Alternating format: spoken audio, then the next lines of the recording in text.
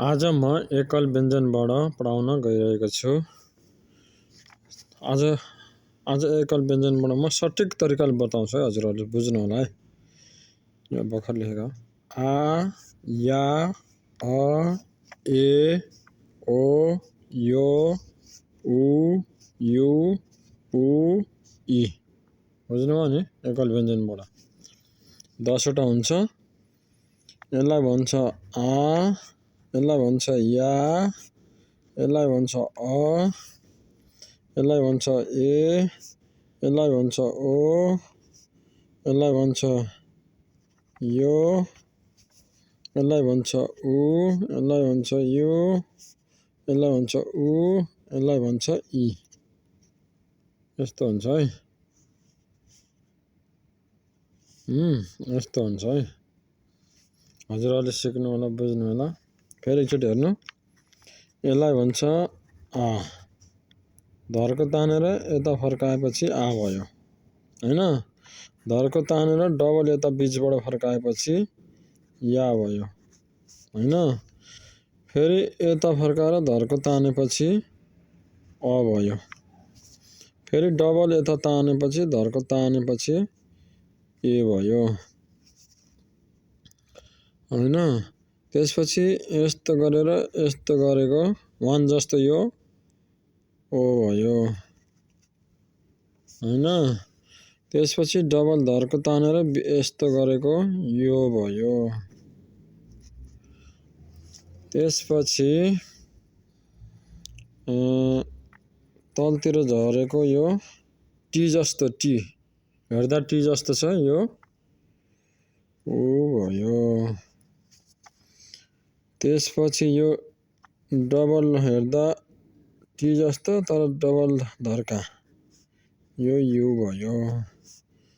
त्यसपछि यो धर्को मात्रै उ भयो। त्यसपछि यो एउटा धर्को यो 1 जस्तो इ भयो। सम्झने तरिका यति है। म हजुरहरूलाई धेरै भन्दिन्न हैन। आ, या, अ, ए, ओ, यो, उ, यु, उ, इ। यति हो।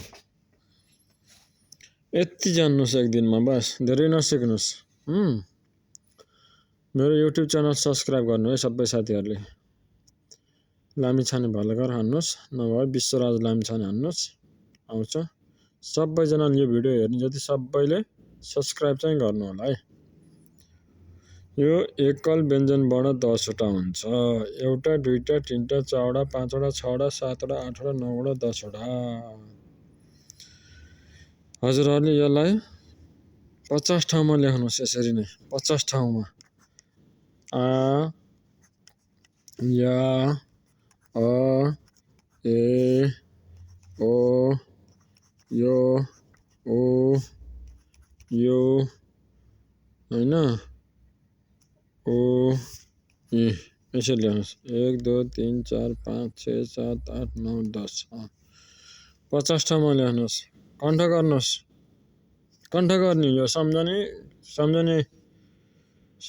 भन्दा कण्ठै गर्ने हो कि पानी पार्ने हो यसलाई। पानी पार्ने हो, लेख्दै पानी पार्दै गर्ने हो। आ। यस्तो आ हुन्छ। यस्तो या हुन्छ। यस्तो अ हुन्छ। यस्तो ए हुन्छ भनेर यसलाई पानी पार्ने हो। 100 ठाउँमा 200 ठाउँमा लेख्ने हो। बस अरु विकल्प केही छैन। 100 ठाउँमा लेख्नुस्, 200 ठाउँमा लेख्नुस्, तर सम्झिनु पर्यो। जताबाट सोद्धा पनि जान्न सक्नु पर्यो है। यो के हो भनेर सोद्धाखेरि जान्नु पर्यो। यो के हो भनेर सोद्धा जान्नु पर्यो। यो के हो भनेर सोद्धा जान्नु पर्यो। यो के हो भनेर सोद्धा जान्नु पर्यो हैन। यो के हो भनेर सोद्धा जान्नु पर्यो।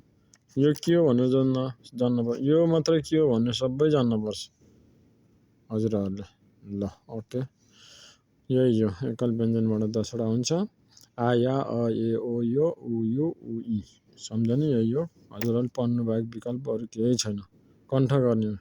200 300 ठाउँमा लेख्ने हो। Okay. Thank you so much.